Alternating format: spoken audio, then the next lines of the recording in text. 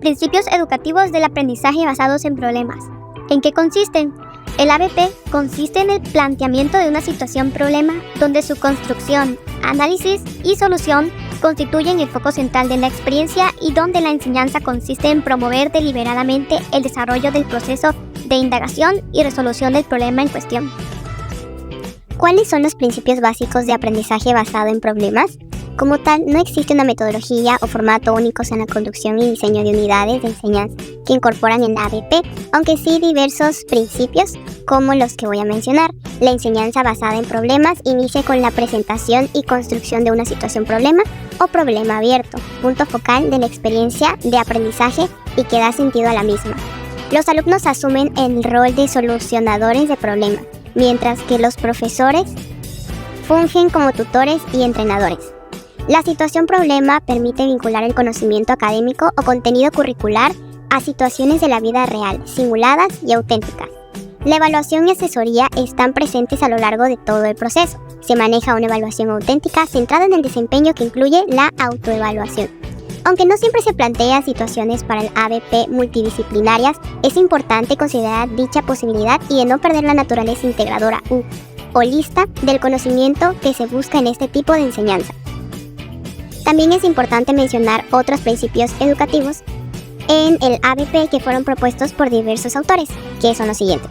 Proporcionar al alumno una amplia cantidad de información sobre el asunto en cuestión, pero andamiada, de manera en que los alumnos puedan filtrar y pensar por sí mismos qué necesidades revisar, cómo y para qué.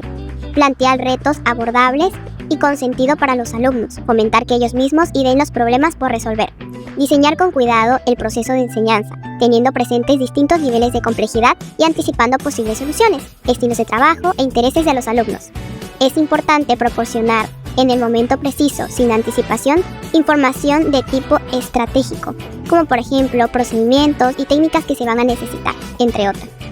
Tener presente los errores más frecuentes y algunas en el conocimiento de los alumnos que no les permitan afrontar con éxito la solución de determinados problemas y planear cómo prevenir o remediar estas situaciones, así como lograr que los alumnos tomen conciencia de ellas. Observar y dar seguimiento al desempeño de los alumnos en los momentos o pasos cruciales en la solución del problema. En el caso de educación primaria, el reto es lograr que los adultos tomen en serio y apoyen las actividades de trabajo de los alumnos. En la educación secundaria, el mayor reto es encontrar problemas genuinos, estimulantes y situaciones que atrapen a los alumnos y cuya resolución les permita asumir perspectivas y roles muy distintos. Para materializar los principios del aprendizaje basado en problemas en una escuela primaria, es fundamental adaptar las estrategias y metodologías a las características y necesidades de los estudiantes de este nivel educativo. Aquí te presento algunas sugerencias prácticas para implementar los principios del ABP en una primaria. Como punto número 1, la selección de problemas significativos y desafiantes. Escoge problemas que sean relevantes para los niños, que puedan relacionarse con su entorno, intereses y experiencias.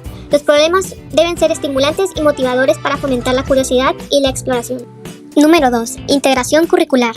Diseña actividades que permitan abordar los problemas desde diferentes áreas del conocimiento, promoviendo la interdisciplinariedad y mostrando la conexión entre las materias. Esto ayuda a los estudiantes a ver la utilidad y aplicabilidad de lo que aprenden. 3. Trabajo colaborativo. Fomenta el trabajo en equipo, donde los niños puedan discutir, investigar y resolver problemas juntos. Esto promueve habilidades sociales, comunicativas y de colaboración, además de enriquecer el aprendizaje a través de la diversidad de ideas. 4. Uso de recursos variados y manipulativos. Utiliza una amplia gama de recursos didácticos como libros, materiales manipulativos, juegos educativos, tecnología educativa, visitas a campo, entre otros, para enriquecer la experiencia de aprendizaje y hacerla más interactiva y significativa. 5. Estimulación de la creatividad y el pensamiento crítico. Diseña actividades que fomenten la creatividad, la resolución de problemas y el pensamiento crítico, permitiendo a los niños explorar diferentes soluciones y enfoques. Esto les ayuda a desarrollar habilidades de pensamiento crítico y creativo desde una temprana edad. 6. Evaluación formativa y retroalimentación. Implementa estrategias de evaluación formativa que permitan monitorear el progreso de los estudiantes de manera continua, brindando retroalimentación constructiva para apoyar su aprendizaje y desarrollo. Y como último punto, formación docente y apoyo continuo. Brinda capacitación y acompañamiento a los docentes para que puedan implementar efectivamente el ABP en el aula, adaptándolo a las necesidades y características de los estudiantes de primaria. El apoyo continuo es clave para el éxito de la implementación. Al materializar los principios del ABP en una escuela primaria, se busca promover un aprendizaje activo, significativo y contextualizado, que prepare a los estudiantes para enfrentar desafíos del mundo real y desarrollar habilidades clave para su futuro.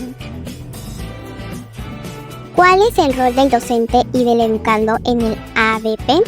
Se afirma que el docente desempeña un rol clave en los currículos diseñados conforme a la metodología del ABP, ya que es guía del proceso de aprendizaje del grupo, estimula a los estudiantes a lograr un nivel cada vez más profundo en la comprensión de problemas abordados y se asegura de que todos los estudiantes participen en modo activo en el proceso del grupo. Esto quiere decir que el profesor debe de actuar como un entrenador. Debe de moldear, entrenar, apoyar y retirarse, invitar a pensar, supervisar el aprendizaje, prueba y desafía el pensamiento de los alumnos, mantiene a los estudiantes involucrados, supervisa y ajusta el nivel de dificultad del reto, maneja la dinámica del grupo, mantiene el proceso en movimiento. En cambio, el alumno debe de actuar como un solucionador activo del problema. Debe ser un participante activo, comprometido y responsable, constructor de significados, colaborador, inquisitivo y autorregulado.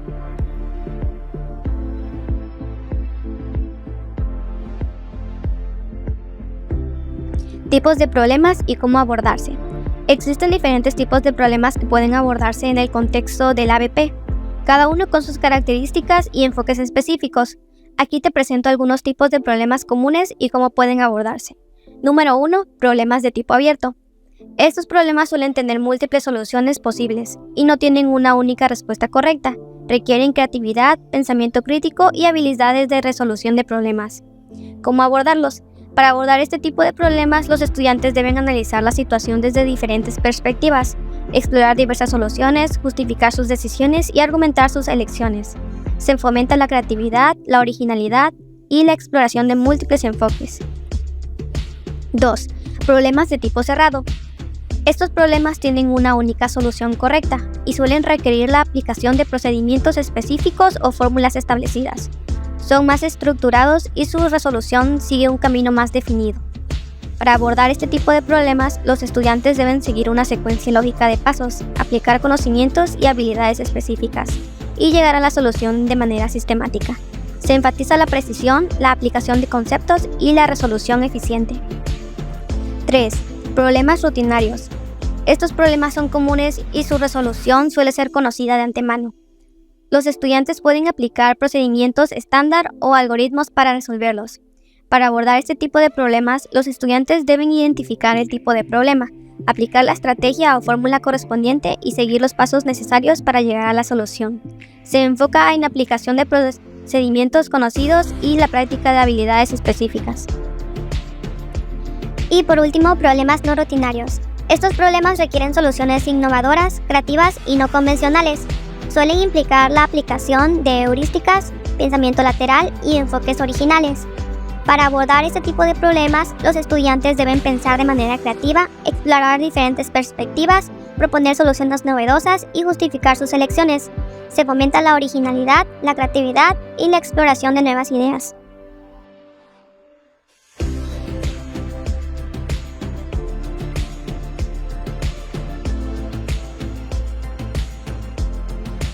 Muy bien, y ahora hablaremos sobre el análisis de caso.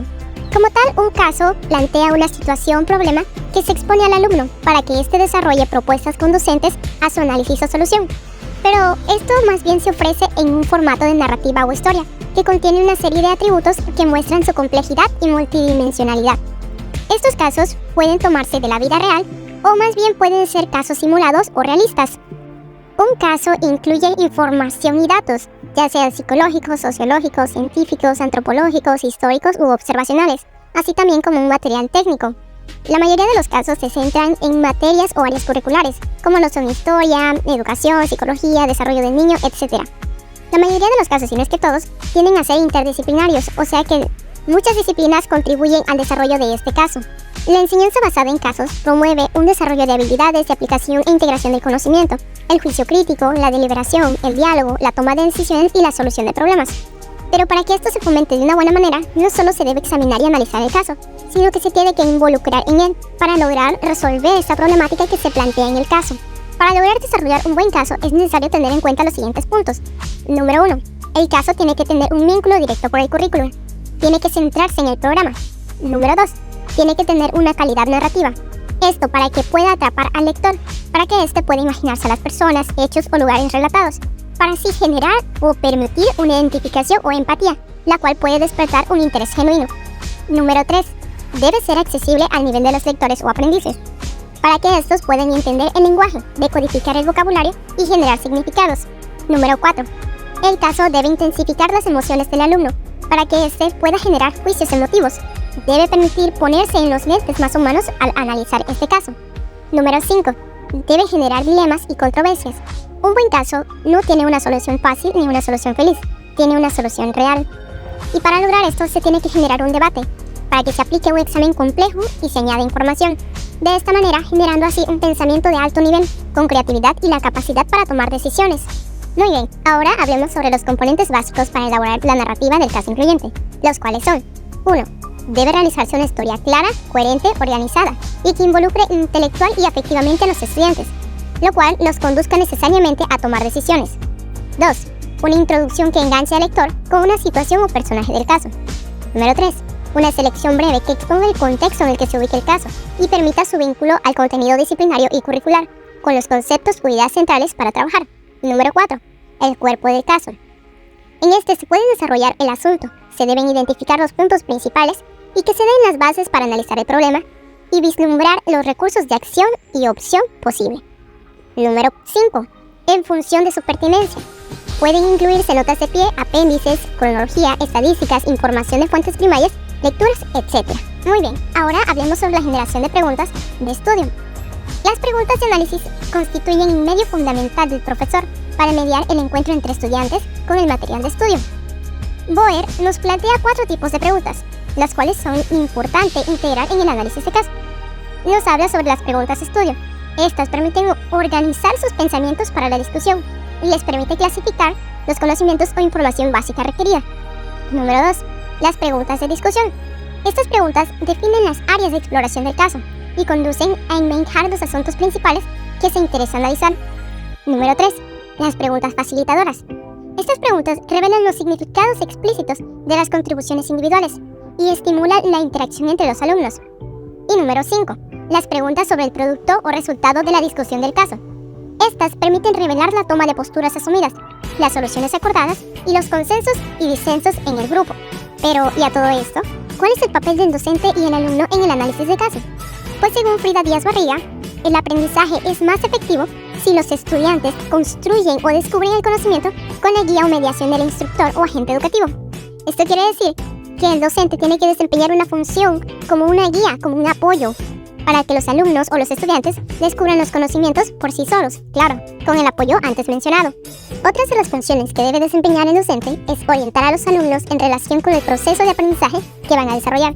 También debe fomentar el trabajo cooperativo, involucrar a los estudiantes en evaluaciones y autoevaluaciones sistemáticas a lo largo del proceso, que les permita analizar lo que han logrado y lo que no.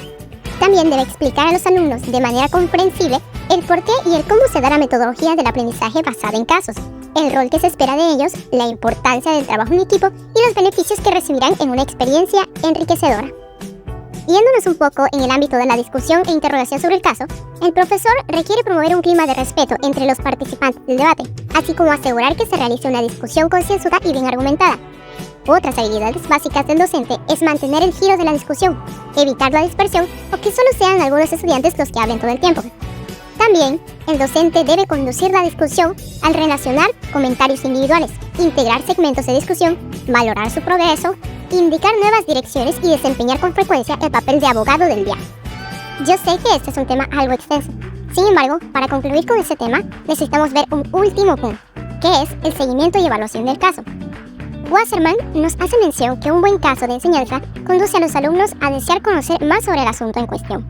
Asimismo, Frida Díaz Barrigas nos enlista unos principios básicos que se deben considerar en la evaluación del aprendizaje. Como primer punto tenemos que hay que obtener información del proceso mismo de aprendizaje, de cómo están pensando los alumnos, de cómo aplican el conocimiento que construyen en lo personal y de manera conjunta en la resolución de problemas. Como siguiente punto, nos dice que hay que trascender de evaluación orientada a la medición de recuerdos de la información declarativa vinculada con el proceso analizado.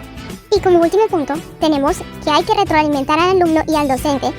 Y para Boer, los grandes logros u objetivos que se persiguen en el aprendizaje se constituyen por 8 grandes categorías. La primera es fomentar el pensamiento crítico. La segunda es promover la responsabilidad del estudiante ante el estudio. La tercera es transferir la información, los conceptos y las técnicas. La número 4 es convertirse en una autoridad en la materia en un ámbito concreto. La número 5 es vincular los aprendizajes afectivos y cognitivos. La número 6 es darle vida a la dinámica de clase, fomentar la motivación. Y la número 7 es desarrollar habilidades cooperativas. Y por último, la número 8 es promover el aprendizaje autodirigido. Ahora, hablando sobre los enfoques que se deben asumir al momento de evaluar el aprendizaje, podemos encontrar que se debe hacer un énfasis en evaluación formativa, dinámica y contextuada. También debemos buscar un desarrollo y una aplicación de materiales de evaluación, más que nada cualitativos, y de instrumentos que valoren el desempeño del alumno, su nivel de habilidad, su disposición y actitudes. También se deben involucrar las autoevaluaciones fundamentadas por parte del alumno y del trabajo realizado en los grupos de discusión. Asimismo, se requiere de la definición y consenso de criterios de desempeño o estándares mínimos que permitan cualificar los aprendizajes logrados. Y por último, se debe requerir que los profesores ejerciten su juicio profesional para valorar los logros y la calidad del trabajo de los alumnos. Enfoque de la evaluación formativa. La evaluación formativa en educación básica es un enfoque de evaluación que se centra en el proceso de aprendizaje de los estudiantes con el propósito de proporcionar retroalimentación continua y mejorar su desempeño. Estas consisten en retroalimentación constante. La evaluación formativa implica proporcionar retroalimentación constante y especifica a los estudiantes sobre su desempeño. Esta retroalimentación se utiliza para identificar fortalezas y debilidades de los estudiantes y ayudarlos a mejorar su aprendizaje. Mejora del aprendizaje. El objetivo principal de la evaluación formativa es mejorar el aprendizaje y el rendimiento de los estudiantes. Los docentes utilizan los datos recopilados durante el proceso de evaluación para ajustar su enseñanza y brindar oportunidades de aprendizaje adicionales cuando sea necesario. Variedad de técnicas. La evaluación formativa puede utilizar una variedad de técnicas, como preguntas orales, tareas escritas, discusiones en clase, proyectos, evaluaciones de pares, evaluación en línea, entre otras, para recopilar información sobre el progreso de los estudiantes. No calificativa. El enfoque principal de la evaluación formativa no es asignar una calificación final, sino ayudar a los estudiantes a desarrollar sus habilidades y conocimientos. Evaluación formativa de la enseñanza. Además de evaluar a los estudiantes, la evaluación formativa también puede aplicarse a la enseñanza. Los docentes pueden reflexionar sobre su propio enfoque y estrategias de enseñanza y realizar ajustes según los resultados de la evaluación formativa. Estrategias de evaluación formativa. Las estrategias de evaluación formativa son diversas y tienen como objetivo principal mejorar el proceso de aprendizaje de los estudiantes. Algunas de estas pueden ser: diálogo constante. Consiste en fomentar un ambiente abierto donde los estudiantes se sientan cómodos compartiendo sus experiencias y desafíos de aprendizaje. Autoevaluación y coevaluación. Integra prácticas que involucren a los estudiantes en evaluar su propio progreso y el de sus compañeros, promoviendo la responsabilidad compartida. Retroalimentación constructiva. Proporciona comentarios detallados y específicos que destaquen tanto los logros como las áreas de mejora, facilitando la comprensión y la motivación para el crecimiento. Portafolio de aprendizaje. Se basa en crear una recopilación continua de trabajos y proyectos, permitiendo a los estudiantes revisar y reflexionar sobre su progreso a lo largo del tiempo. Proyectos colaborativos. Busca fomentar el trabajo en equipo, donde la evaluación no solo se centra en el conocimiento individual, sino también en las habilidades sociales y colaborativas. Estas estrategias buscan recoger evidencia del aprendizaje y vincular la evaluación con el proceso de enseñanza-aprendizaje, permitiendo ajustes inmediatos para mejorar el aprendizaje durante el proceso. Técnicas e instrumentos de evaluación formativa. Son esenciales para monitorear y mejorar el aprendizaje de los estudiantes. Algunas técnicas son: observación, dar seguimiento continuo del desempeño y comportamiento del estudiante durante las actividades de clase. Observación, dar seguimiento continuo del desempeño y comportamiento del estudiante durante las actividades de clase. Análisis de desempeño. Consiste en la evaluación de las tareas realizadas por los estudiantes para determinar su comprensión y habilidades. Interrogatorio. Es el uso de preguntas y discusiones para evaluar la comprensión y el pensamiento crítico de los estudiantes. Los instrumentos de evaluación formativa son: rúbrica de valoración. Es una herramienta que establece criterios claros para evaluar el trabajo de los estudiantes. Lista de cotejo. Es una lista que permite verificar la presencia o ausencia de ciertos elementos en el trabajo del estudiante. Diario de clase. Es el registro personal del aprendizaje del estudiante que refleja su proceso de aprendizaje y reflexiones. Guía de observación. Es aquel documento que orienta al docente sobre qué aspectos observar y evaluar durante una actividad. Estos métodos ayudan a recopilar información valiosa sobre el progreso de los alumnos y permiten realizar ajustes pedagógicos en tiempo real para mejorar la enseñanza-aprendizaje.